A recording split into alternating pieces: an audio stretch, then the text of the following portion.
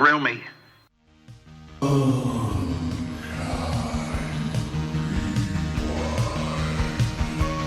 gonna name you Coda. You get a name too, Podo. I got good news and bad news, girls. The good news is your dates are here. What's the bad news? They're dead.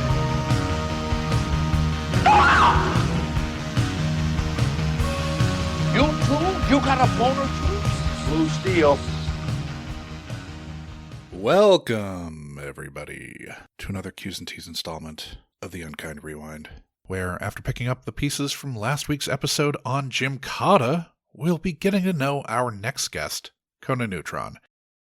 We'll dive into his past with a film he grew up with an affinity for but hasn't seen in decades, seeing what he remembers about the film before we open it up to the possibility of ruination by rewatching it for next week's main event. I'm Josh Dugan, hailing from the North Star State. You had to think about it. Yeah, I wasn't sure what I was going to go with. I was going to talk about Vernal, Minnesota, but fuck it. No need to time... Oh, never mind. This is going out tomorrow. Doesn't matter. I can timestamp it. Are you currently in third winter? We got dumped on like a week ago, but it's pretty much melted. It was like 60 degrees yesterday. Okay, so you're springtime. You're fake summer. Yeah. I mean, they're still like at that tiny Target.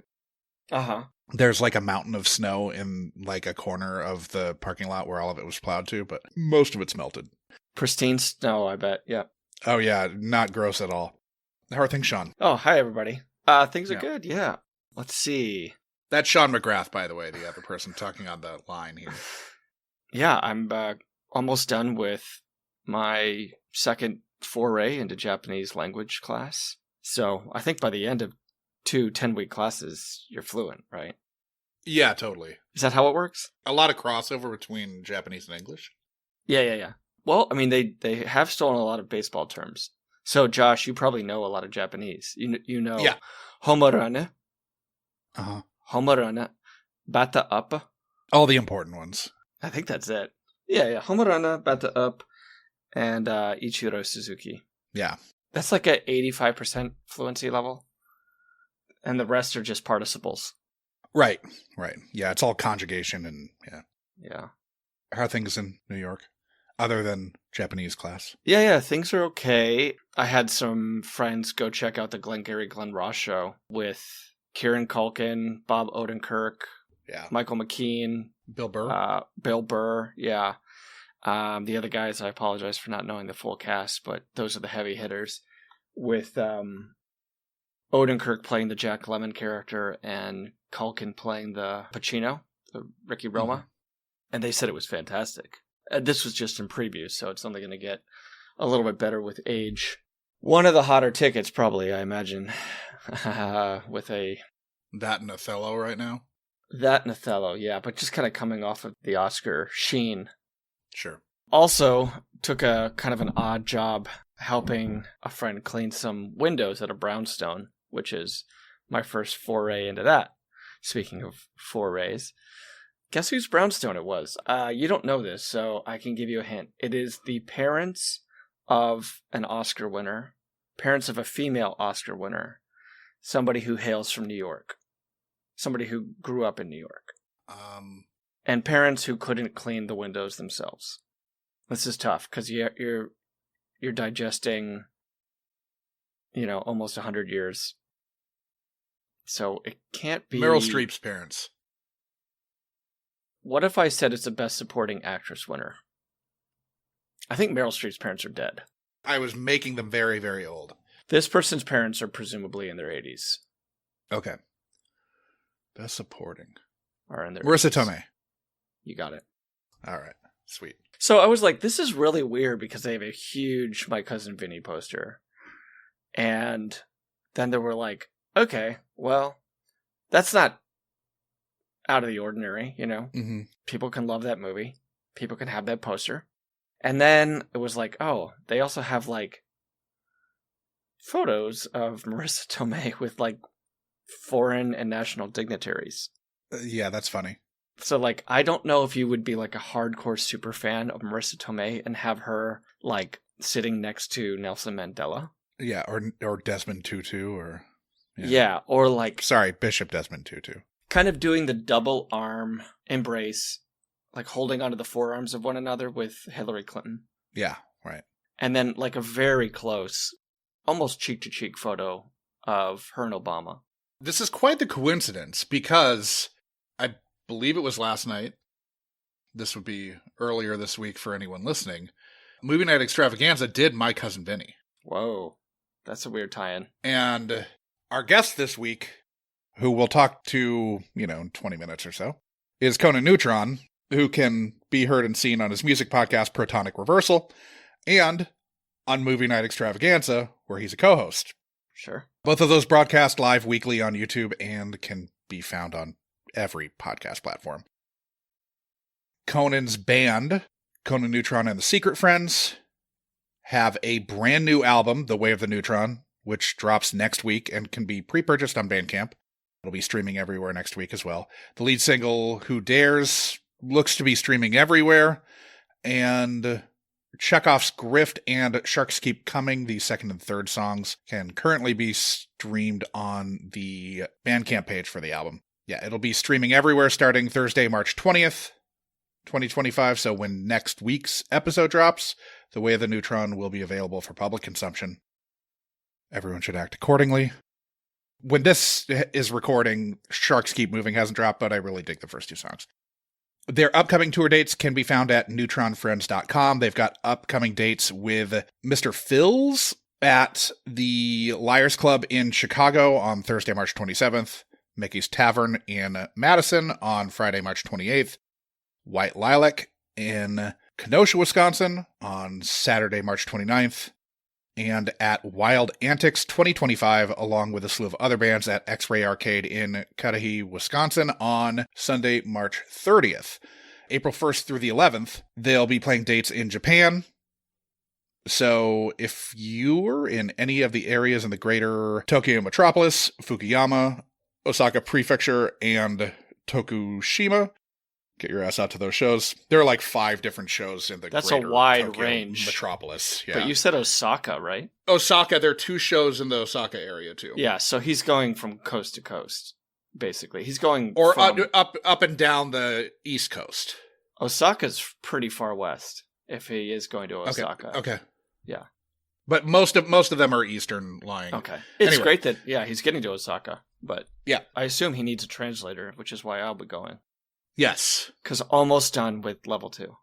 They're also playing on the Sunday lineup at the Noisy Festival he helps curate, Caterwall 2025, which will be taking place over Memorial Day weekend at Mortimer's, the 331 Club, and Jora Darling in Minneapolis. That's May 23rd through the 26th, for those who don't know when Memorial Day is. And as Conan will tell you later, you can find him on the socials under the eponymous handle of Conan Neutron on the platform of your choosing. Links to all of these things are in the show notes, wherever you're taking in this podcast.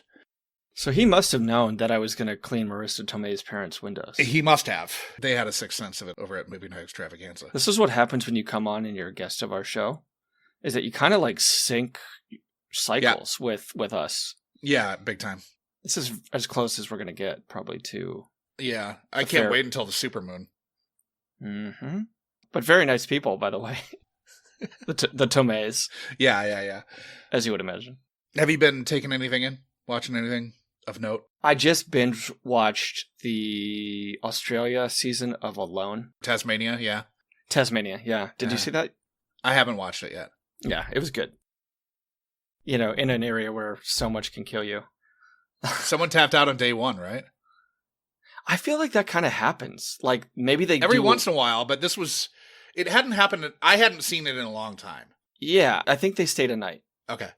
If I remember correctly, there have been situations where they've gotten dropped off. Oh, definitely. There was the one like, with the... He saw a wolf in the middle of the night, and he was like, well, fuck that. Didn't a guy fall on one of his arrows, too, or something? Yeah, that was in the... That was in the one where they're meeting up with each other, I think. Yeah. That happened, because then the other one went to Mongolia. The Oh, right. other brother went to Mongolia, and wasn't he the pine bark one? What does that mean? The one who fucking had a brick of pine bark in his stomach because he thought he had like a pine bark hack? Oh, God. I forgot about that. Yeah, there was the one where they were on the duo season where they like basically had to helicopter into the guy and be like, yeah, your brother's in the hospital. Yeah, yeah. Like they had dropped him off like 3 hours earlier and that guy impaled himself on something. Yeah. But it's a really good season. I don't know if they're doing a concurrent, because this felt like such an outlier, like it's Alone, Australia. Right. So I don't know if they're probably working on something back in, the Canadian Northern Territories. Sure. It was cool to kind of get a little bit of a variance in topography. Right. Because Mongolia was cool. Didn't they go like Patagonia once or something? Yeah, because they said Patagonia 9 million times in that season. Yeah. Yeah. But yeah, great season. And that's been kind of the main media I've been ingesting. Okay. Anything from you? The new season of Love Is Blind is in Minneapolis. Okay. And so, like, everybody has a tangential relationship to, like, a tangential, not relationship, but like a tangential, like, minor connection to one or two of the cast members. Like, one of the women on the show grew up on the block that my sister lives on now. And so, like, her mom lived there when my sister moved in, like, 10 years ago. And this is the season, the clip that I saw that perhaps has jumped into the zeitgeist is the woman who left the guy because he was MAGA or something. Yes. It's that girl, actually. She grew up on my sister's street. Okay. Yeah. So somebody who basically like walked the aisle, right? Went to the altar. That's a whole setup. They get engaged before they like meet each other face to face. Okay. And then barring like some sort of disaster, they like walk down the aisle and then decide if love is blind. It's a dumb precept, but they did see each other before this juncture? Yes. Okay. So they do this pod setup where the couples date from one side or the other. And then they decide if they have connected like emotionally without having seen each other. And then they have a chance to connect physically. The guy, the MAGA guy, I don't want to talk too much out of school, but he worked at the same place that my brother worked at. Oh, right on. When the episode was taping in the Twin Cities, there was a lot of talk about him on social media, and it was not flattering. This is when it was before it was airing. This is like this guy had a reputation, we'll say. Okay. That the show minimized. Gotcha. From the dating scene. Okay, so it doesn't matter that much. The show's not good. Right. And I don't want to watch any other seasons. It was mildly interesting because it was Minnesota people, I guess. So it's only a matter of time before this guy's like secretary of a department. Yeah, in the administration. Yeah. Okay. All right. Yeah, I haven't watched any of that show, so You don't need to. I don't need to. I promise. Probably. Thank you. I can assure you, you do not need to. Yeah. I'll just stick to survivalists out in the middle of nowhere. Yeah. Try to not go crazy. That might have some benefit to you. Yeah. As society circles the drain. Yeah. Yeah, I know that I can eat I know that platypuses are protected species. I know that you can't hunt Tasmanian devils. Those are also protected species. Those are two things that I wouldn't have got on Love is Blind. No. And, I mean, you wouldn't have found out on Love is Blind that you shouldn't just eat pine bark. Very true, yeah. Which I had been doing, right? Yeah. You know me. Uh-huh. It's a huge thing for me. Big time. And then I saw that show, I was like, oh. It's kind of your thing. Kind of my thing, yeah. So I had to scale back. I still do a little bit. Yeah. You just have to vary your diet some. Yeah, I gum it now. Yeah. Uh-huh. So last week we obviously we watched Gymkata. Well, maybe we watched Gymkata last week. I mean, I assume you watch it every week. Absolutely. We had an episode about Gymkata. Yeah, we sure did. Now, in the Oscar talk that you and I had before Greg's pre-interview, You said that some people thought that Brody's win for The Pianist in 2002, the year of Chicago, may have been because two other actors split the vote. And we weren't looking anything up at this point, but you're thinking that maybe it was Russell Crowe and Denzel Washington for Gladiator and Hurricane. Crowe was nominated the year prior for A Beautiful Mind alongside fellow also-rans Will Smith for Ollie, Tom Wilkinson for In the Bedroom, and Sean Penn for I Am Sam. Ugh. So did Denzel win for Training Day for that year? Denzel won for Training Day the year before. Oh, okay. Now, Brody beat Michael Caine for The Quiet American, Daniel Day-Lewis for Gangs of New York, Jack Nicholson for About Schmidt, and Nicolas Cage for Adaptation. Wow, okay. Strong year. Yeah, and a year that Brody should not have won, probably. Wow. I mean... I'm beating Daniel Day-Lewis for Gangs and Nicolas Cage for Adaptation. Very strong year. I mean, Michael Caine was never in the running, but... No. But those other four are pretty mighty. Yeah. The other three. Oh, we haven't talked about the Oscars at all, but... I was happy with many things. Yeah. This could be a bellwether year. This could be an aberration. It's probably an outlier. Yeah. I think the biggest one, though, for me, that was, like, weird, maybe the things are trending in the right directions, had nothing to do with Anora and had to do with animated feature. Yeah, I was figuring you were going to go with Flo beating out Wild Robot. Flo beating out Wild Robot, I think it was the first time where I thought, like, oh, they actually probably saw all the nominees in this category, as opposed to just putting their finger on the pulse of what people were talking about at the water cooler down at the Academy. Right. But I think that's a really good indication that whatever hard talk they had to have in the last, say, 5 so years might be showing some fruits. Yeah. Yeah, I mean, I still don't like I don't like runaways. I don't like runaway, like, sure thing locks in sports, and I don't like it in award shows. Yeah. And so, like... Both the supportings were runaways. Both the supportings were, yeah, absolute. Bet the house on those. But it was kind of nice that, like, Mikey Madison was a surprise in some small respects. That Demi was kind of doing the what was Michael Keaton's, like, presumptive win? Was it for Birdman, where it was like, oh, he's gonna win, right? Had the speech ready to pull out of his pocket. Yeah. Had to quickly pocket that back. Or even like Glenn Close, right? When the smart money for the wife. For Albert Nobbs? Well, it was going to be for the wife. I think it was like it was.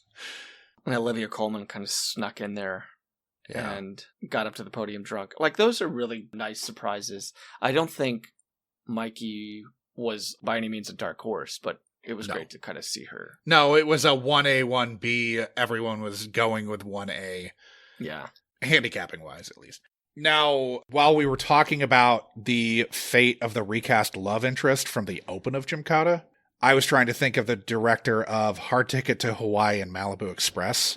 That's Andy Sedaris. What did it have to do with the love interest? Well, that I figured she was moving over to Andy Sedaris movies. Oh, gotcha. Okay. Yeah. Now, the actress we were talking about, we didn't name in the episode, but that's Sharon Lee. I assume because the character's name is Connie. She looks to have had bit parts in Something Wicked This Way Comes, The Vows, and A Fine Mess, and a few guest spots opposite Stacy Keach in The New Mike Hammer. She had one scene, right? Yeah, she was in the opening scene and clearly was the love interest, like when he's doing gymnastics. Yeah, she gets roadblocked by some CIA stooge.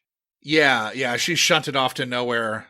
It's basically like it was Greg's presumption that she was recast.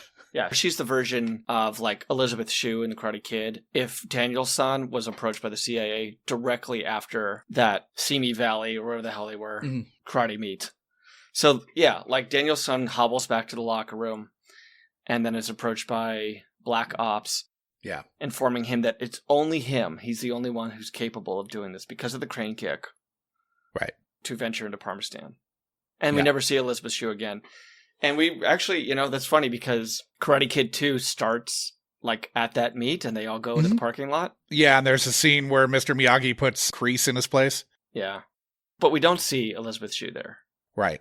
She's off doing adventures in babysitting or something. Now, I did mention in the episode that martial arts films would have been de rigueur in 1984, citing The Karate Kid surely being a top 10 film of the year, which we all kind of agreed. Yeah, it was a massive hit. It was number 4, finishing the calendar year with $90.8 million domestic. It did get passed by December release Beverly Hills Cop in the following year, with Beverly Hills Cop ending up outgrossing even Ghostbusters over its domestic theatrical run. That's great. Especially for an R-rated comedy. Huge. You wanted to know who beat Kurt Thomas for the Razzie for Worst New Star. Always. It was Brigitte Nielsen. Oh, so it's co-ed. Yeah. For Cobra? She had been in both Red Sonja and Rocky IV that year. Oh, so she won kind of cumulative. Yeah. Oh, that's not fair to Kurt. I agree.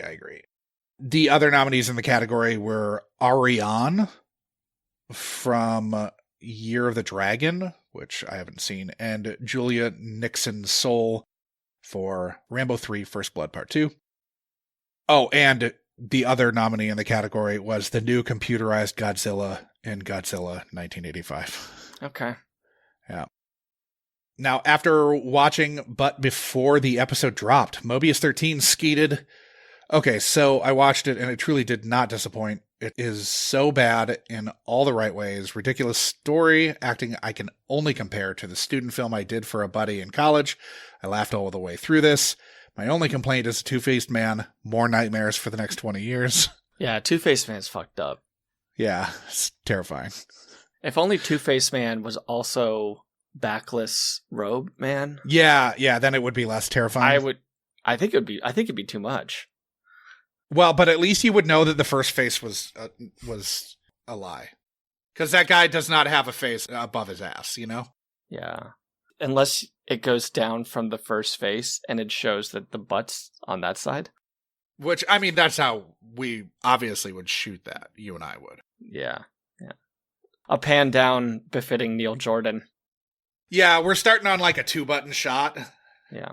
Of No Face Man. And then pan down as you pan down bare skin to what half the audience is hoping is a dick and half the audience is hoping isn't. Could have been both. Yeah. I mean, Town of the Crazies, I just think like that's such a movie. That's such a weird... That's the movie. 20 minutes, right? It's all it really gets. Yeah. I mean, but that's easily the most memorable part of the movie. The gate slams shut, and he is in a world of pain. Yeah. A psychological pain. Also, following the Q's and T's drop, Gopher Ball skeeted, yeah, Royals talk. And then I watched this movie with my mom, well, the first 5 minutes anyway. She was a fan of the star, Kurt Thomas. Knew nothing about the movie when it came, quote, up next on HBO, and presumed it was a sports movie. I, of course, said nothing, so her cursing me out is now a cherished childhood memory. Yeah, I don't know if this... like, moms in general are a tough demo for Jim Cotta, I think. Yeah. It's a tough sit. After the episode dropped, Gopher Ball said, to celebrate, I will perform double leg circles on the pommel horse, conveniently located in the middle of the village square. Mobius 13 followed up after listening to the main event. Loved this episode, loved the movie, and loved Greg Shaw's takes on Jim Cotta and growing up in the 80s. Fun fact, Richard Norton is Australian, and whenever Hong Kong needed a foreign, R.E. White villain, martial artist, he'd get the call since he was nearby, relatively speaking. Mm-hmm. Oh, and by the way, Blue Ridge Mall for life. Nothing better than watching movies in the mall basement. So he grew up going to the same mall as Greg. Then Mobius 13 took a dive into the author of the book from which Jim Cotta's script was adapted. Said he went down a rabbit hole, and the guy who wrote the original story the movie was, quote, based on, was incredibly interesting. His father was a personal friend of Teddy Roosevelt, and he worked under Joseph Kennedy for the U.S. SEC as an investment banker. During World War II, he was a spy master for the OSS. After the war, he went into business with Eliot Ness, then began lecturing around the country on fraud and writing short fiction for publications like the Saturday Evening Post. It's like a Forrest Gump. A lot of names dropped in a paragraph about this person's life. Yeah, somebody needs to write a book about this guy. Yeah. Screw Jim Cotta. Or Jim Cotta's real is, I think, what the implication here is. Yeah. I could see Teddy Roosevelt doing some fucking... Oh, yeah. Teddy Roosevelt Jim Cotta. Yeah. Yeah. It's how he won the Spanish-American War. He's Jim Cotting left and right. Do you know who believes Jim Cotta is a fundamental part of training? The Rough Riders. Yeah. Yeah. San Juan Hill. Absolutely. Rough Riders. Jim Cotta. Uh-huh. Yeah. That's how that whole thing was an easy victory. How do you defend that if you don't know it's coming? Yeah, you don't. You don't. You die. Yeah. On Threads, the Scottish variety podcast Chat Tsunami responded to our Jim Cotta post saying, "Oh God, I've seen this one. It's certainly an experience." To which I could only respond that I was pretty sure this was the most important film that we've done. Before we move away, if you look at the old black and white photos of the Rough Riders, they have like double handles on their saddles so they can pommel a horse. They're actual horses. They also always carry rosin. Yes. I know that we're probably going to get emails about this, so we're just kind of jumping the gun a little bit. So we don't need more, like, you guys didn't mention that the Rough Riders had pommel horse handles on their saddles. Yeah, and rosin. And rosin bags. We are mentioning this. Yes. Okay, so yeah, curtail that. Rough Riders, Jim Cotta, all through. Yeah. Fuck you, Cuba. It was Cuba, right? Yeah. Yeah. On Facebook, Nick Hartle said, "I'm proud to say back in the mid-2000s, Warner had a request this title feature on Amazon. Periodically, they would take heavily requested titles they could release and have a vote. I was part of a small group that both spammed the request for Jim Cotta and then subsequently helped flood the votes. Ironically, I never ended up buying it when it did come out on DVD. But I think we all need to thank you for your service, Nick." Yeah. Jim Cotta deserves a laser disc. Big time.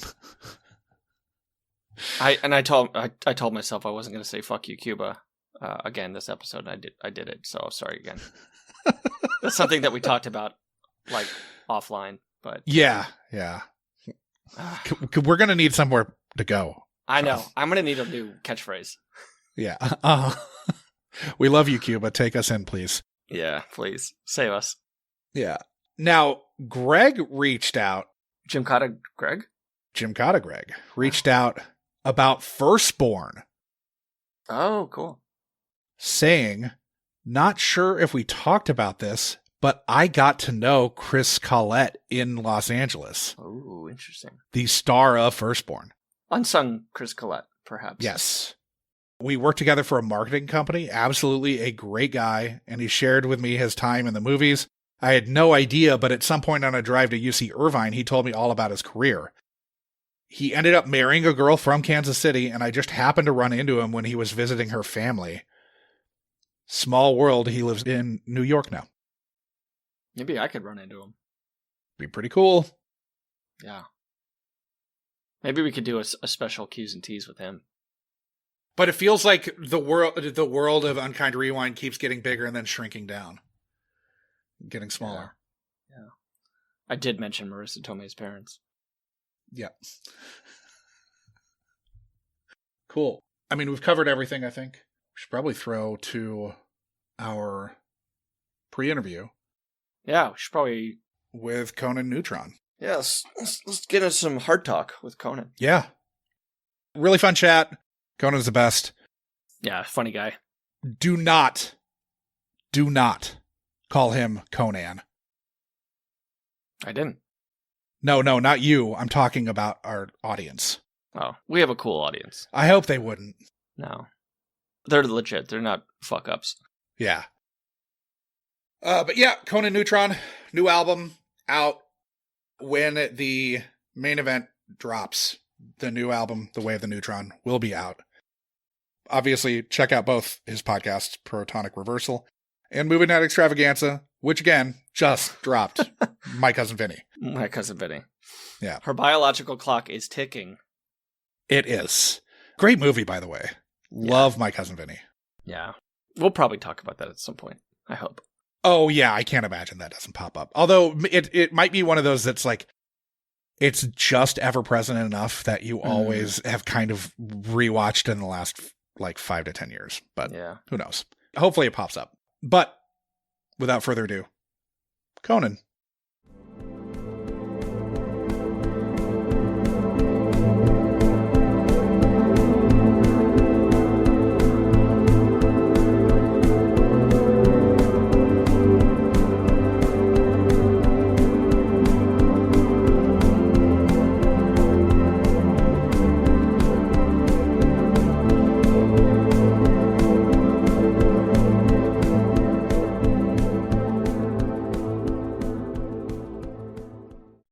Welcome, everybody, to another Q's and T's installment of The Unkind Rewind.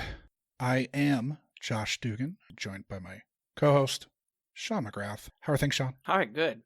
I was just talking about getting slightly robbed by my neighbors, but tragedy is averted. It was an old man who thought I was putting my groceries down For him to to donate. Yes. And we do. I mean, there are those things. We're a little past the giving season. But occasionally there are these bins of food where people donate non-perishables. There's a lot of old people in my building. I absolutely get how he thought maybe it was just kind of extended hours on the giving tree. But I had some slick-looking detectives find this guy somehow through surveillance footage and knock on his door and reprimand him and get my groceries back. So there is a missing chocolate bar, but I mean, I think that's the price of doing business in New York. Yeah, that's the toll. There needs to be like novel to novella, right? There needs to be robbery to a diminutive of robbery, where it's just like a lesser robbery. Yeah. This was a cartoonish pie robbery from a windowsill. Right? Like the smell wave, and they're levitating towards the smell. Yeah, except with like an 8-pack of Good and Gather sparkling water. But other than that, you know the aroma lines that come wafting off those. Yeah, sure. Yeah, we this week are lucky to be joined by Conan Neutron of like everything. So for the audience at home, why don't you tell us a little bit about yourself? Okay, so I play in a rock band known as Conan Neutron and the Secret Friends. I make records, tour, all that good stuff. Done that for over, I think 10-year anniversary is coming up for that. Actually, maybe it already happened. But I've also do a one-on-one, usually interview, music discussion interview show called Conan Neutron's Protonic Reversal that just celebrated 10 years this last April. And I'm on a movie show called Movie Night Extravaganza. That is a lively, quick-moving panel discussion movie show that happens weekly. It's probably most of interest to your listeners. Sure, but former guest Jeremy, That's right, who we did Beastmaster with, knows you from Protonic Reversal. So great episode, hilarious. It was really fun. I mean, Beastmaster's an absurd movie. You can hear Beastmaster in our opening credits. Yeah. Season 2 opening credits has Beastmaster in it. You can really hear the Beastmaster in it. You can really hear his attempt at a eagle cry. It is pretty stunning work, really. So mostly, music, podcasts, mostly. I throw a 4-day music festival called Caterwaul with my ex-label guy as well in Minneapolis. See, I forget things that I do, too. All the time. Busy little guy, as they say. When's Caterwaul this year? May, you think I would know it off the top of my head, right? It is May 23rd through 26th in Minneapolis, Minnesota. I may try to drop this in season 2 then. Oh, okay. Tickets are already on sale, so I mean, like, if you or maybe it's over, depending on when you're listening to it. Who knows? Right. It may have already happened because we record these way in advance. But I may be able to shuffle things around and get this in before that. Well, in that case, new record, Conan Neutron, The Secret Friends, The Way of the Neutron, out now. Nice. Even if we drop this in a couple years, like that still might be It's still going to be relevant, yeah. Oh, yeah, absolutely. But just the festival wouldn't be. Yeah. Like, I could drop my tour dates and that would be probably a bad idea.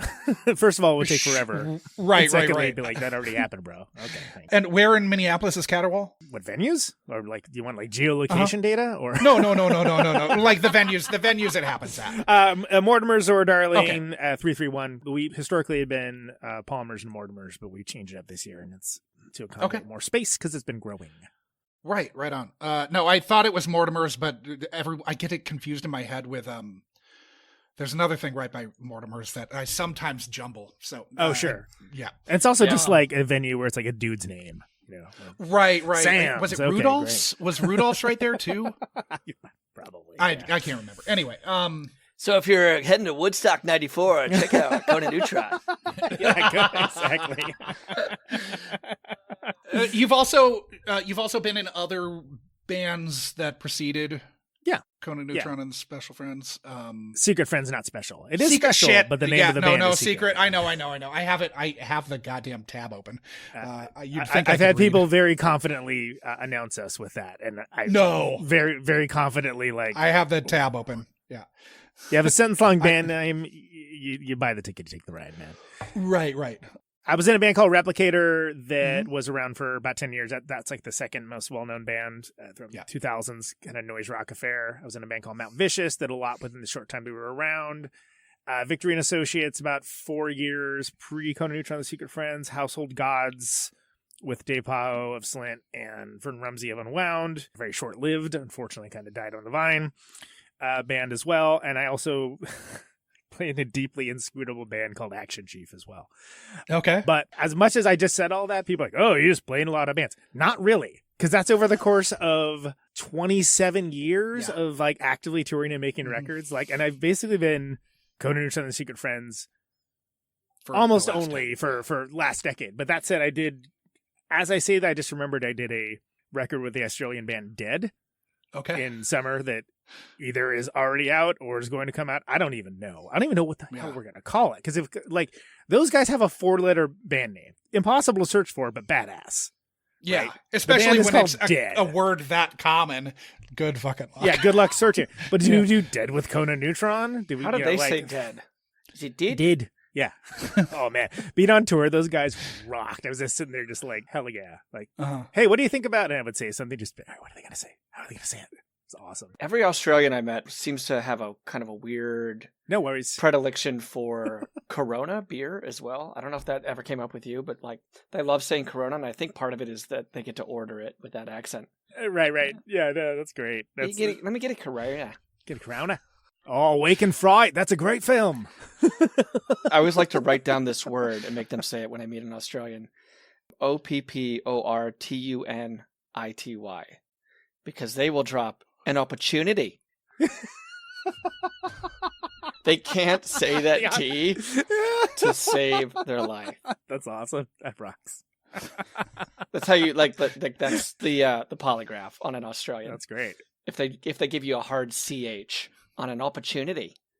So not just Jem and Jace taking shrapnel in this conversation, but the entire Australian continent. Yeah. Well, we have Renee Ruins at one of our regulars on Moving Extravaganza. Mm-hmm. Australia knows how I feel about it. Yeah, sometimes it is nice to. It comes up every podcast episode. Bikies. I was like, bikies. Explain Bikies. what is that? And it's like, okay, you're talking about like a motorcycle club. All right. Bikies. Have you been down there yet, Conan? No, I would love to. We had an attempt we were moving towards in 2020 that, like everything in 2020. Oh, yeah. Cut to. Did COVID kill Household Gods too? Yeah. I'm assuming you guys were going to tour, right? I mean, yeah, and not to find a point on it, but Vern started drinking again, so you could argue that it literally killed him. But oh yeah, wow, that's a whole other podcast. And also, man, was COVID can kill the gods. Yeah, I mean, I think that's why Andy Gill died too. They never said it was COVID. Yeah. Anyway, that's dark, but no, I would love to go to Australia. We've talked about it. We talked about doing McCluskey. Like the airfare for whatever reason was like, I'm like, what? It's like a down payment for a house. What are we doing here? Yeah. But if that changes, we will. Depending on when this airs, we are going to Japan or we will have already gone to Japan. Okay. When's the Japan? April. Okay. And have you been there before? Fuck no. Oh, sorry. I should. No, you can absolutely curse. You can swear. I try not to unless it's making a point. I was there for the first time last year and I really took to it. I'm very excited. I'm surprised it took me that long. I think people that know me a little bit. Yeah, I was shocked that you'd never fucking been there, but. Yeah. I've played almost every inch of the U.S., and I've played in Canada some as well, but I've never played off of North America. So I'll say that the best part huge. about Japan for me, and I'll go ahead and presume for you, is going to be the things that you can't take a picture of. There's just like an energy that's like really hard to describe. That's just like people just fucking get it. They're just like on it. I love Everyone's got their kind of shit together. Like it's just, I don't know, like very small things like there's no jaywalking, right? There's just, it doesn't exist. And so if there's no jaywalking, it makes traffic so much more efficient because they're not constantly like dead stopping in New York in front of like, people jaywalking left and right. Like leap forward, then turn into a saunter. That's my favorite move. Like, what are you doing? Like you're ambling now, like in traffic. Right. So just a small thing, people like line up to go across a crosswalk. Yeah. If you're a smoker, you go behind like a panel that is set up kind of against buildings away from the street so that you're never kind of caught behind a smoker going down the street. They're in their like smoking section that's public. It's very strange, but like you see the logic behind a lot of these moves. Yeah. I like it. That's great.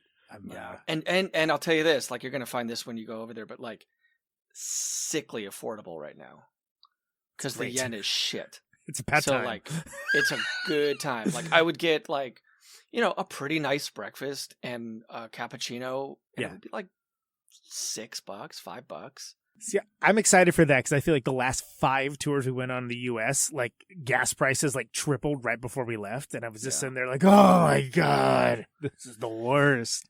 Yeah, you're gonna love it. So. Get to Kyoto if you can, but yeah, we're playing Kyoto, or we have played Kyoto. I don't know. In my personal timeline, it hasn't happened yet, but maybe for years it has. So you live in Milwaukee now, right? Yeah, I moved to Milwaukee in 2017. I'm from Oakland, California originally. Okay, and you're like born and raised Oakland? Yeah, well, I lived in a town called Modesto, which is in the Kansas of California, and I lived 22 years in Oakland, so the longest place I've ever lived.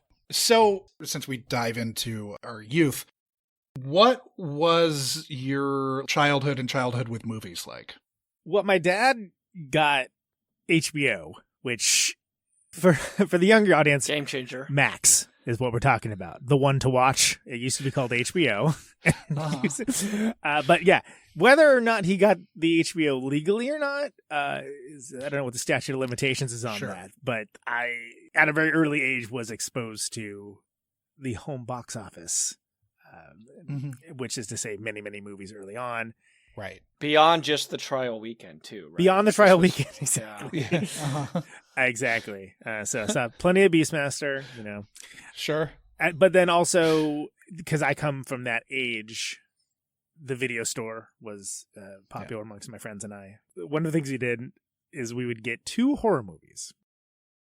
We would get the one that looked the coolest, like the best, and we got the one that looked the worst. Nice. And we watched the one that looked like the worst first, and then watched the one that looked good after that, so the good one seemed better by comparison. Yeah. Are you going by box art as well as kind of back plot summary? Or... Yeah. Just like that looks terrible. Like, and what's funny is now I have no desire to ever watch something that I think is going to even be mid, let alone be bad. I won't do it. I like bristle against it. And I wonder if that's maybe trauma of just watching all these like 3rd tier full moon movies and whatnot, where it's like, all right.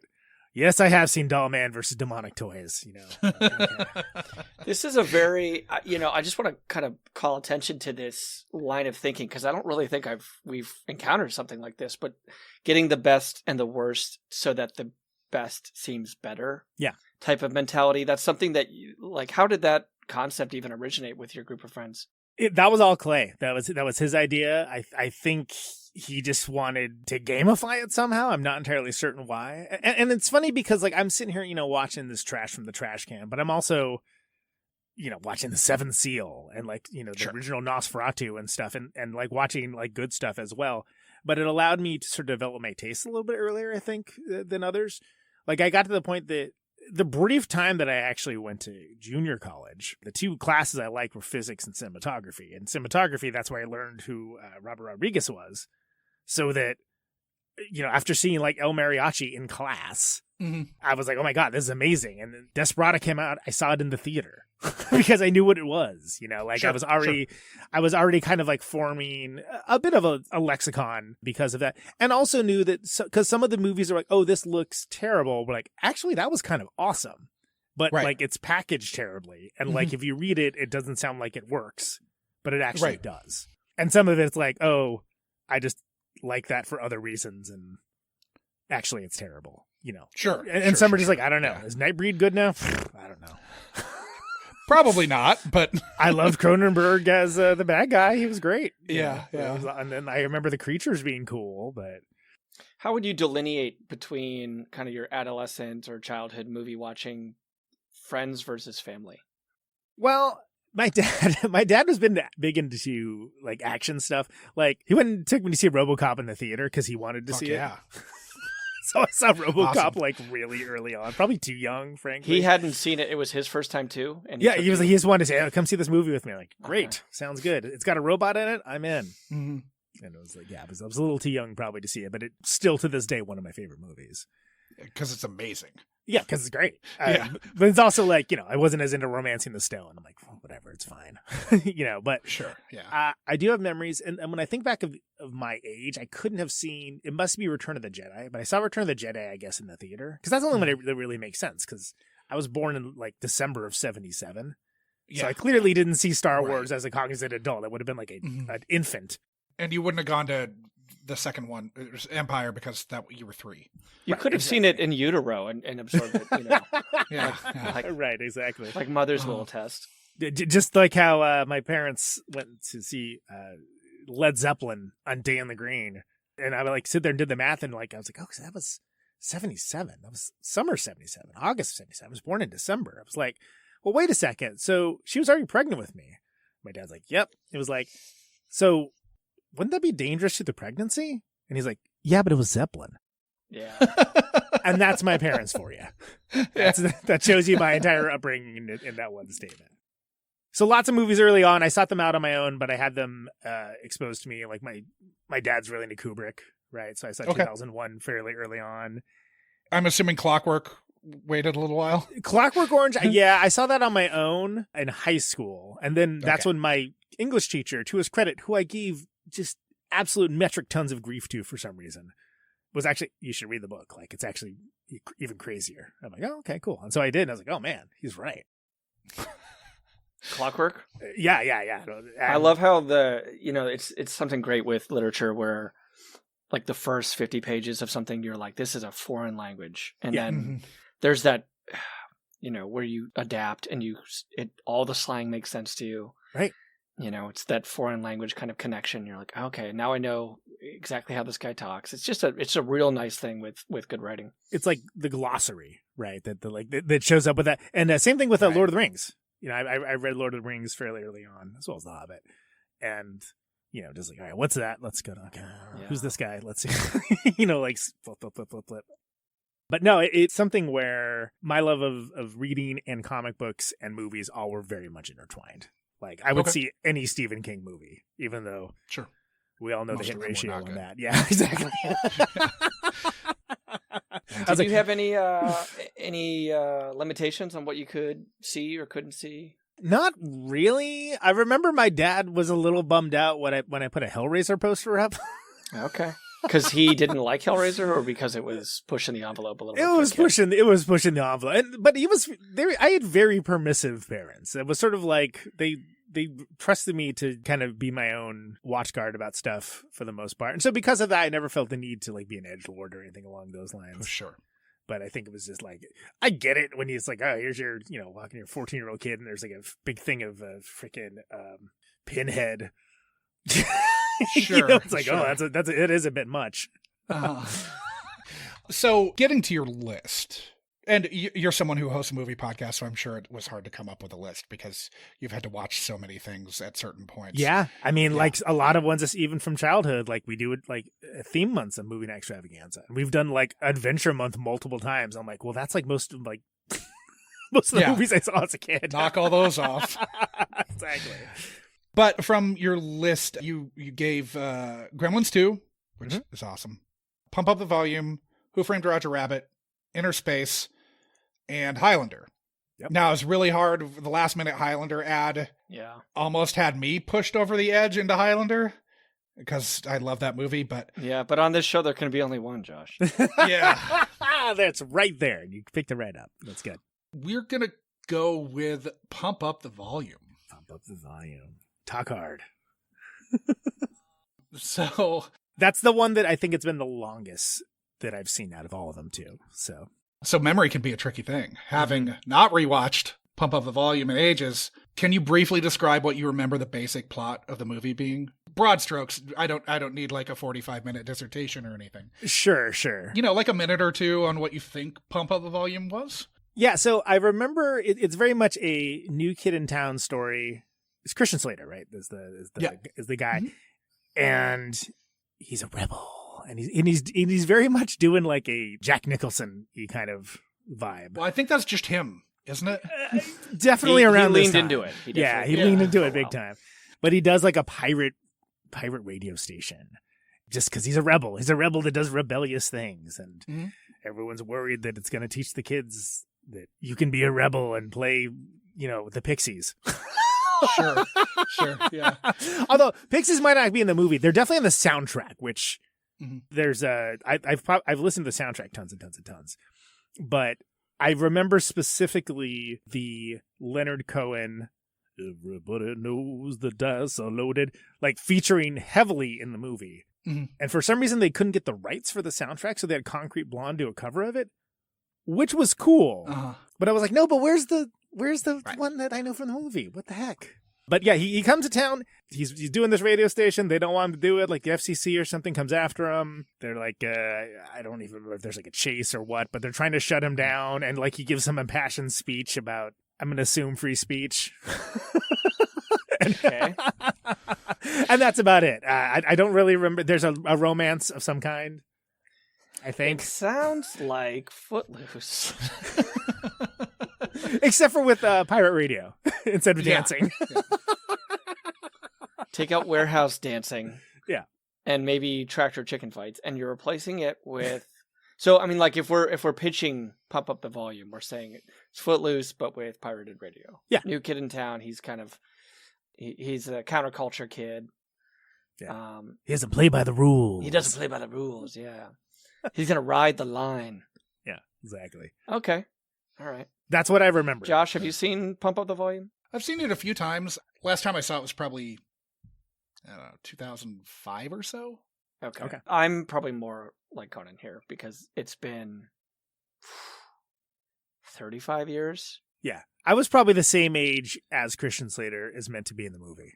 Okay. Yeah. This When definitely I saw it. feels like I didn't see it in the theater, but I definitely saw it. It was a video store rental. Can't really remember who I saw it with. It may have been a sleepover, which was I don't know. I guess kids are still doing that, but boy, that was a big way for me to kind of ingest movies was the sleepover. Yeah. You kidding me? Yeah. Yeah, I definitely think it's been at least 30 years, I'm going to say. Yeah. So I'm pretty hazy on this movie. So, Conan, you would have been watching this. You didn't see this in the theater, right? I don't think I saw this in the theater. I think this was a video rental. But you would have been watching this from junior high, late junior high through high school, probably? Yeah, that time frame sounds right. And I remember I thought the box art looked cool. I was like, oh, what's that? What is that? He's holding a I'm microphone. looking at it right now. I think he's like holding a microphone. He's or holding a something. microphone, Yeah. like an Yeah. old school microphone. Okay. Yeah. And it probably also kind of sent us around the same time that I was making like a hard pivot towards my world being music too. Sure. And like it being somewhat music related certainly would have piqued my interest at the time. Yeah, and it had a lot of like sort of indie heavy hitters of the era on the soundtrack. Yeah. So it makes sense that that would be part of the draw, I'm assuming. The Wave of Mutilation UK surf version. That's where that comes from. But not everybody knows, which I feel like was his theme song or something. It's like what he played when he was about to go on air, if I remember correctly. And I was like, oh, that song's so cool. It's been a long time, but I think you're right on that. Yeah, I remember it featured fairly heavily. Maybe I might be overstating its importance Sure, in my mind, sure. of course. But. Were you into music as a kid? What was the gravitational pull for this movie for you? So that was my friend Clay. It was all my friend Clay. So I grew up around, like Black Sabbath, Beatles, Neil Young, Zeppelin. Like that was all like played around the house. My dad like listened to Van Halen, AC/DC, all that stuff. But it was when I first heard Nirvana that the gates kind of got kicked in for me, and that led to Sonic Youth and Butthole Surfers and Melvins and Fugazi and so on and so on and so on down the line. But really the big thing was that Clay showed up at my door. My best friend Clay, who also was the one who did the terrible movie and good movie thing. And he had a bass in his hand. He's like, "Hey, I just bought a bass guitar. You need to go get a guitar so we can start a band." Is this when he first met you? No, I know him. We'd been friends for a long time. Okay, because it was like this boy shows up. That's at your presumptuous. That would door be. with a bass. He was a confident kid, but I don't know about that confident. But I was just like, okay, sounds good. And so I didn't really have any designs about playing music until that happened. Then I went and got a guitar. We did all the trappings of what people would do to be in a band for a long time. That kind of started the boulder going down the hill for that. And was Nirvana the impetus for him too, or? Yeah. We were both like, we'd be like, oh, there's, Kurt wore a t-shirt of this band called Flipper. Have you heard of them? It's like, no, it sounds cool though. Let's see if we can find, and then we would try to find their records and we couldn't because we lived in a terrible town called Modesto. Sure, yeah. And we had to go up to Berkeley to go buy a Flipper record. Flipper wasn't in all the stores in Modesto? Yeah, hard to believe. I know. But yeah, that led us, eventually to, like Big Black and like Gang of Four and so on and so on. But it definitely started with Nirvana. And it was a way for us to sort of draw our distinction of like who our people were, like just as much as like David Lynch was or something. Sure. It was like a way to like you pick your people by who who you're going to exclude. Right. If you thought that Twin Peaks was stupid, then we don't want anything to do with you. It's not stupid. It's great. You're stupid. Right. I still feel that way, by the way. Sure. Yeah. And I think this is it's probably not as much the millennial experience growing up, but this was definitely like the Gen X thing growing up was like, oh no, you identify very strongly as being like this, and this, like just for instance, like selling out, the notion of selling out. Nobody even knows what the hell you're talking about now. That was such a big deal in like 1993. If your like favorite band who was like your precious little indie band that if they signed to a major label, you're like, fuck them or whatever. Like it was a weird time that people who are younger wouldn't necessarily understand. They don't know what you're talking about. If you say that now, they have no idea what you're talking about. None. They're like, what? How else will anyone hear your music if it's not in an Apple commercial? Right. I mean, I was just, unfortunately watching some football the other day and just marveling at how accepted and constant the use of actors in commercials were. Where, back in my day as a kid, like you had to flee to Japan to shill for that. Oh my God. Yeah, you're right. Like those nuts Arnold Schwarzenegger commercials where he's like, or Clooney and the Nespresso commercials that are playing here now that never would have before. He wouldn't have let that happen. That was the Sofia Coppola movie. That was like the whole thing, right? Bill Murray's character was like going to Japan to do like Japanese commercials. And oftentimes that was with the presumption that like the internet isn't invented yet. So it's going to be really, really hard to see Brad Pitt in a commercial or whatever. Yeah. Right. People talking about Richard Gere doing like a watch commercial was like playground rumors. It was like as much as the gerbil was. Right. Yeah. Sure. Yeah. Or Mark Paul Gosselaar dying. Yeah. Yeah, or some Nintendo code that would give you a new boss that was complete bullshit, but that you could spout back in the day because there was no way to corroborate that. Yeah. Just like, around the corner from us, there's a place that touts itself as America's oldest pen shop. And it's like, well, okay, how would I disprove that? Maybe? Who's the other pen shop who's laying claim to this? Right, also? Yeah. What am I going to do? Go to penshopverified.net.com was taken for some reason. I don't know why. Yeah, it's the world's best coffee that Buddy the Elf happens upon in New York City. Exactly. So what do you think it was about Pump Up the Volume that appealed to young you? Was it just the forward-facing music, or? I'm sure a lot of it had to do with just the music as an act of rebellion, of definition for me, it was very important to define who I was. And that was in contrast to what was around me, which was, largely vague intolerance towards minorities and casual sexism and just redneck behavior. And the idea of there being someone that is providing alternate method of being, that was always appealing to me. Mm-hmm. And not even as like, hey, here's this fantastical escape, but like, hey, here's something that, this dude's doing something cool. Oh, cool. Right. That's worth doing. And we would do things like, we'd make our own comic books, make our own zines, whatever, things along those lines, which all just sounds so adorable now. Cause now everybody's like, that's what social media, like you just make content for these companies now. And that's what you do. Right. Uh-huh. At least you weren't making it for companies though. Right. Exactly. Yeah. Exactly. You were making it for your own edification. I mean, we even had a short-lived public access TV show that we were trying to be like our equivalent of. At the time, we probably would have said like Kids in the Hall, but it was ended to be more like Mr. Show, but by suburban kids. And this was in Modesto? Yes. Okay. Public access, everybody. Public access TV. Does any of this still exist? Man, I wish. I think I still have some of the comics. Okay. I don't have anything from the TV show. We had some good bits too. We had like a Batman and Robin parody. There was a Natman and Blobin. But the conceit was they never got out of the Nat Cave, and they were too busy bickering like old biddies with each other. So that was the conceit, is that they always were like, I thought you filled up the Natmobile. What? I thought you did. They're just constantly arguing. And the reason why is because we had the Nat Cave was one of our garages. Okay. So we had that set, and that was all we had. So we basically we did it like 5 obstruction style. Like, what do we have? All right, we got this weird looking belt. Okay, that's what gives this dude superpowers. Okay, like stuff like that. Yeah, I would love to know if it was any good. You were pre-taping all of this stuff and then editing it together. I learned how to edit on the machines with the wheels, like the clicky ones, like basically probably the last folks to like learn how to do that. Not that that's useful in any way, shape, or form now, but digital editing wouldn't come along until for a couple years yet. So yeah, but I mean, I wish I had those tapes, man. Nobody does too. They're gone. That's a bummer. And it's just early enough that like never ever going to be. Oh, only people seeing this were like just high. Sure. And they were like, did I even see that? What was that? Right. I think I saw Batman in a garage. Whatever. But somebody with like one of those old Sony U-matic VCR. The top-loading ones, yeah.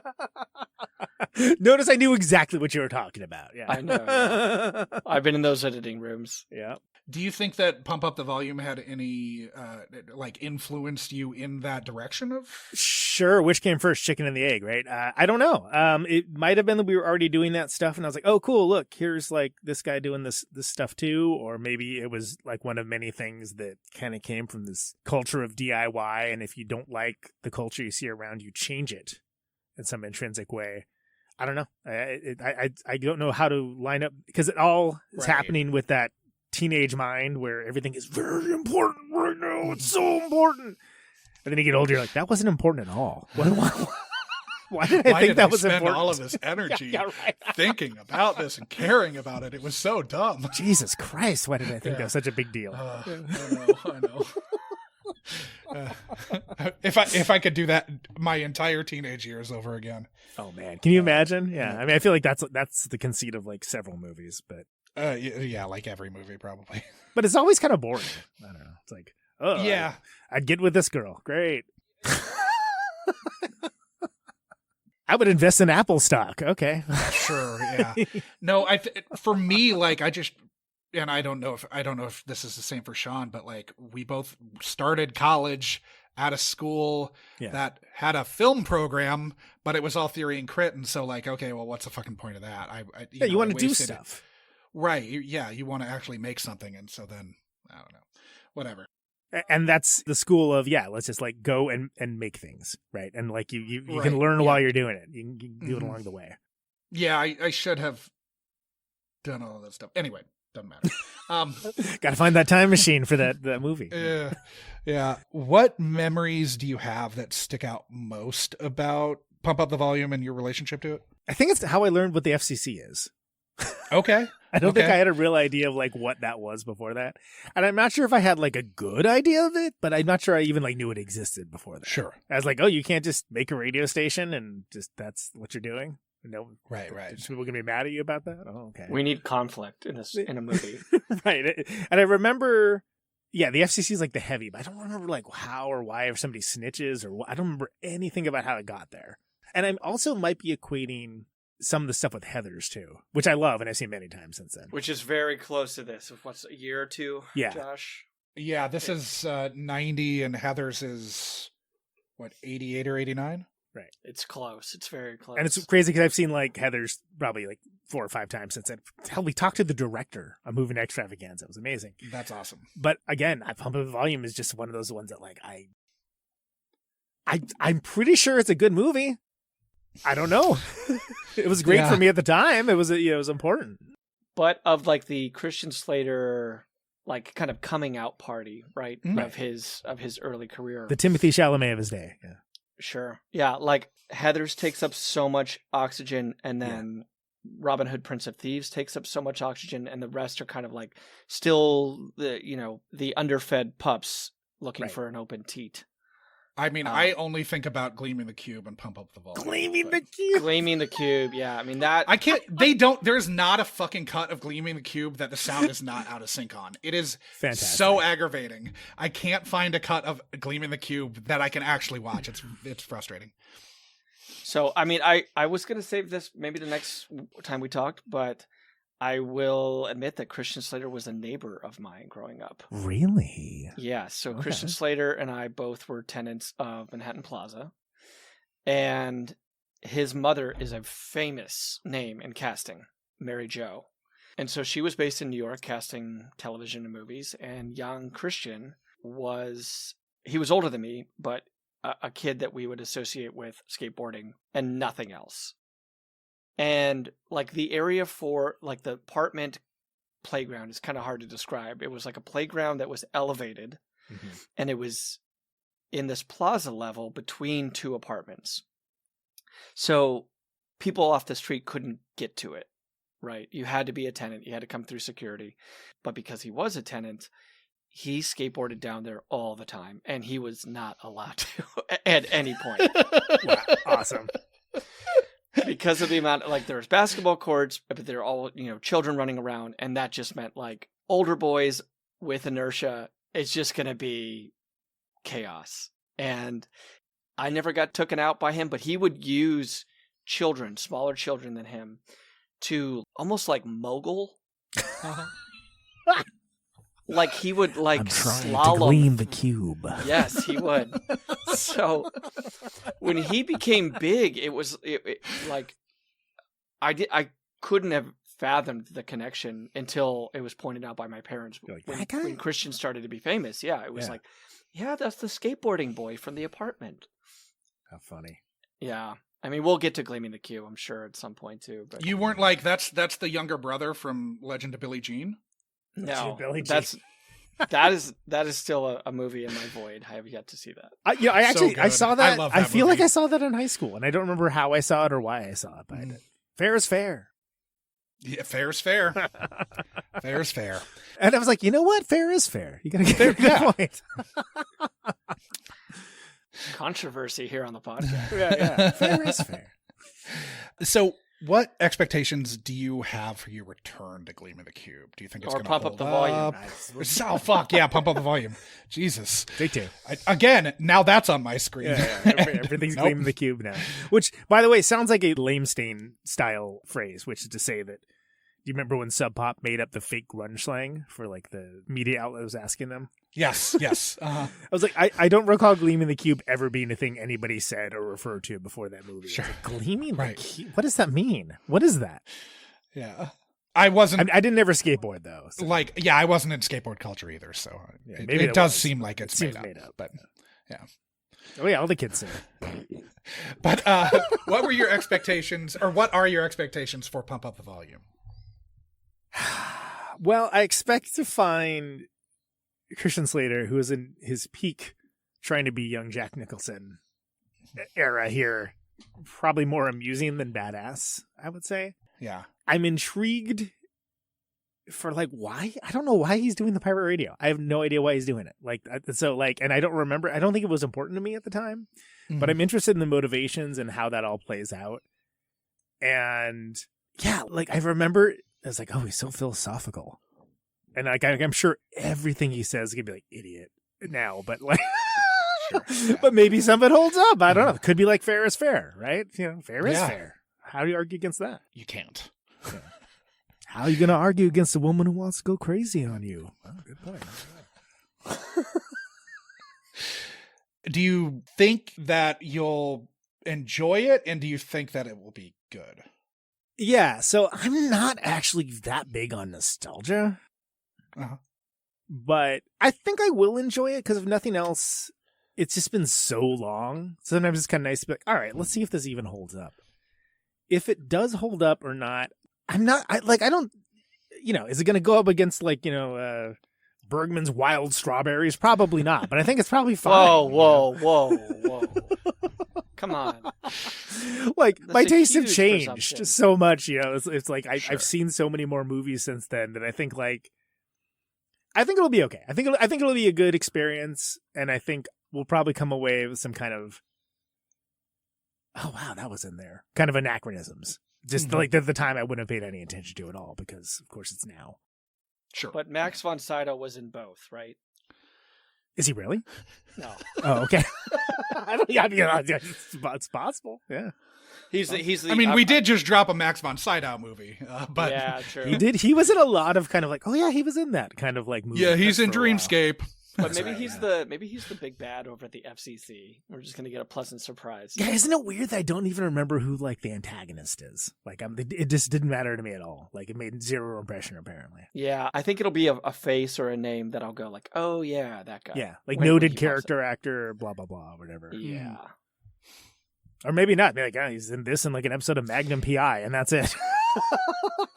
In my mind, it's somebody like Dean Wormer from Animal House, that actor, also the bad guy in Ernest Goes to Camp. Right. Somebody like that, I think. It's going to be... Yeah, just someone that has big fun ender energy, big enemy of Yeah, smiles. Yeah. Or the vice principal in Back to the Future. Yeah. Yes. What the fuck's vice his principal, name? Strickland, but Yeah, I don't remember that. I used to know his name. Yeah, doesn't matter. The audience, we'll leave that hanging there. So I the think audience that- I will think- never get closure on it. And be very I know. upset with us. Flipping out, yeah. I think that the reason that Ed Harris was cast in Top Gun Maverick was because of the physical proximity to that actor from the original Top Gun. Because like the first couple scenes, we need like a shiny, bald-headed voice of authority to kind of tell Maverick that he's like... It is over the line, yeah. That he's writing checks his body can't cash. And they're like, fuck it, Ed Harris. Yeah, that's good. That's good. He can do that. It's a good job for him. Yeah, we'll see. I don't know. It's James Tolkien. That's it, James Tolkien. You should have I just known let that, the Conan. audience You read hang the there. Conan read The Lord of the Rings. He loves it. I You did. should have Yeah, known no, James Tolkien. exactly. Although What are we even doing here? It's Tolkan, right? Right, Josh? Yeah. Okay. That's why Conan didn't know it. Exactly. Yeah. Please. I heard the misspelling and I dropped the information. Yeah. Not interested. Well, I'm looking forward to rewatching this. Again, Yeah. It's been a very, very long time. For the audience, where can they find you, Conan? Sure. So I'm on Instagram and Blue Sky, Facebook if you must. I guess Threads and X as well. Neutronfriends.bandcamp.com is where to find all my music. That's the best way to find my music. It's on all the other stuff as well, but that's stuff that maybe we'll see a shekel or two, which is always kind of nice. Mm-hmm. You can find tour dates on our website, neutronfriends.com, or also on the Bandcamp. Weekly Protonic Reversal, Thursdays, 8 Eastern, 7 Central, 6 Mountain, 5 Pacific. Stream live, podcasted later. Always free, but $1 a month at patreon.com/Protonic Reversal gets you advance access to the episodes. Tuesdays weekly, 8 Eastern, 7 Central, 6 Mountain, 5 Pacific. Movie Night Extravaganza. Also stream live and podcast later. I don't know when this is going to be dropping, so I can't even remotely tell you what's coming up. But it's a fun show. Right. It's fun and informed. It's great. There's tons. Unlike this podcast, you guys do movies that I actually want to watch. I think that a lot of times shows can do funny and shows can do informed, but it's rare for people to be able to do both, in my personal experience. Yeah, and I feel like we do that very well. And moving extravaganza for that and all various things. Caterwaul is the music festival I do that may or may not already have happened, depending on when you're listening to this. I'll get this out during season 2. Okay, fair. I'll make Yeah, sure. and also if you're in Japan right now and you're listening to this show, Exactly. it might be a good opportunity to see Conan. Exactly. We might be playing or have played Japan. I will get this out. I'm looking at release dates right now. Which is good because we also have a coast to coaster. We're doing East Coast, Mountain West with Elephant Rifle, and West Coast in late May and June too. So okay, I'll get if you're in the this out, South, tough luck. End of March, and this one will be March 27th. Word. Okay, so the record definitely will be out. Yeah, Way of the Neutron is a new record. It's been percolating for quite some time. Right on. And yeah, there's going to be a lot of other stuff for Secret Friends coming up. I think that is all I can talk about right now. But that's enough, right? That's enough. Oh, It's like too much. That's plenty. No. It's not too much, but it's... Well, we're going to take what he just said and give some of it to our next guest.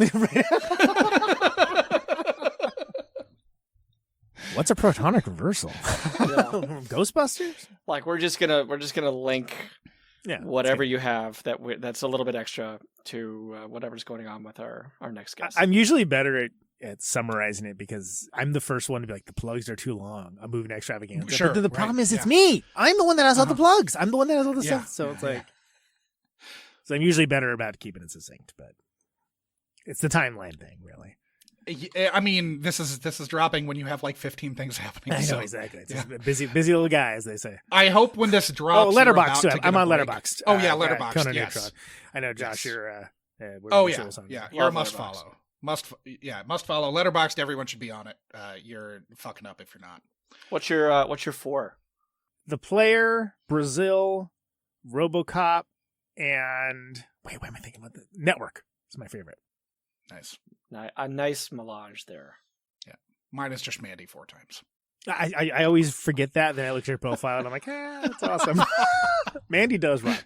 We've talked about doing it on the show, and we just, for whatever reason, we never have. But I love that movie. It's bonkers. I love it so much. I mean, I spent my 5 seconds on Jeopardy talking about myself, talking about wanting to write a book about Nicolas Cage. So, yeah. So that's where my head's at. Put it in the universe. Yeah. So. So that's me, and the vast majority of the things I do. Conan Neutron is me, so I'm easy to search for. Not a lot of other Conan Neutrons that you're having to fight off. It'd be weird if there were, and it's funny because like I just look like a massive raging egomaniac because my name's in like almost everything. But there was another thing called Protonic Reversal when I started the podcast, like almost 12 years ago, and so I was like, all right, this is Conan Neutron's Protonic Reversal, done. And then, like, I wasn't even thinking about what I was doing. In the same way that I've ever thought there was going to be a single show, let alone, like, a lifetime of touring, I probably wouldn't have picked a sentence-long band name. Sure. But here we are, and it's way too late to change it at this point. So. Did you get a cease and desist from the WWE? They were like, hey, that's Stone Cold's signature move. You cannot be Protonic Reversal. How dare you? Yeah. Yeah. So sorry, what was the release date of the new Secret Friends? Yeah, it's it's up in the air, but it should early have dropped March. by now. Yeah, I don't know if it's gonna be a Bandcamp Friday or not, but it'll be out. It'll be out. I think if all of it is not available to stream, you can at least get the vinyl and the CD and purchase the downloads. So okay, cool. Well, Conan, thank you for joining us. Yes. Thank you for opening up your youth to the possibility of ruination. We'll see. I don't feel like my identity is tied up into Pump Up the Volume, but I am excited to check it out. It's the one that I'm like, yeah, that's the one I've had the most distance from. So it'll be interesting. Right. I like it when it's been a long time. Yeah. That like when it's 30-ish years, like that's perfect for our purposes. Oh man, and sometimes it's like there's things you're like whole plot lines. You're like, wow, I don't even remember anything about that. Like, what is this? What is this plot line? They can be good surprises. Yeah, and horrifying ones. Yeah, we'll see. Yeah. There's some give and take, but I'm happy to bring the surprise sexual assault. Oh wow, yeah, that's. You never know with this era. Yeah, this. Yes, but yeah, I'm happy to bring the phrase back into the lexicon of today. So maybe we can try that. We can just try working it into our daily lives to pump up the volume. Yeah, exactly. Because cleaning the cube is going to be DOA. Like that's not happening. We're not going to be able to. That do ain't that. it, man. That's never coming back. Yeah, try that. Try that the next time you're putting in a coffee order. Right. Can you clean the cube a little bit on that? I'm sorry. What did you say to me? Please leave. I think I'm actually going to use that next time I'm at the coffee shop. Try it. Yeah. Yeah. Got a latte for gleaming the cube. You have to make sure that the barista is young enough that they have no idea what they're reading off. Right. Yeah. I think it's like free verse poetry. Sure, That's probably a safe bet at this point. Yeah, it's probably exactly. Well, I look forward to next week. There we go. Yeah. There we go, everybody. I'm glad this was on your list, Conan. I really am. This was one that like I a couple times it had come up in the last like maybe decade of like, oh, maybe that whether it was on streaming or something, but I avoided it and and now I know why. So I was saving it for you. There you go. And we'll talk next time and see what holds up. See you on the other side. All right, boys. Thanks.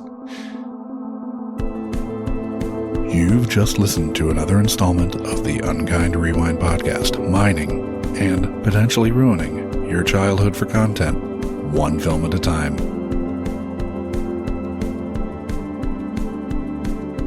Unkind Rewind is a Munchcast production and can be ingested wherever you listen to podcasts and on the Unkind Rewind YouTube channel. Music for this and every other episode of Unkind Rewind was composed by Divorcio Suave. Rate, review, like, and subscribe to Unkind Rewind on Apple Podcasts, YouTube, Spotify, and Good Pods. Links to all our social media accounts are in our show notes, but you'll find us as at Unkind Rewind Pod on nearly every social media platform, all of which are available at our website, unkindrewind.com. If you have a question, concern, complaint, or feedback, you can email the podcast at unkindrewindpod@gmail.com or call into our call-in line, area code 507-479-6440, and leave a message that can be played on air. Fans should join the Munchcast Discord to discuss this or any other episode of the Unkind Rewind with like-minded people. This dialogue may just make it into a future episode of the pod. The Unkind Rewind Patreon will be coming soon, so start squirreling that pocket change away. Thank you for listening to another Unkind Rewind.